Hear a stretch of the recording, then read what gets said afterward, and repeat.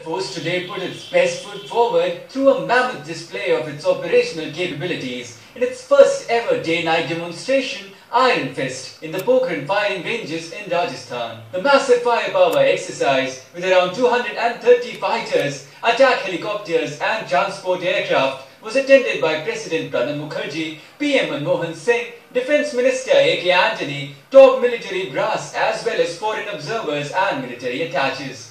The exercise witnessed the debut of indigenous light combat aircraft Tejas and light combat helicopter Rudra, Sukhoi 30, Mirage 2000, Jaguar, MiG-27, MiG-21, MiG-29, attack helicopters, UAV and high-tech airborne warning and control system displayed their potential. The mega firepower demonstration was aimed at assuring the nation that the safety of its sovereign skies lies in the very capable hands of the IAF. The exercise also sent out a message that India, along with its growing economic power, has the requisite military muscle to defend its geostrategic interests. Correspondent Praful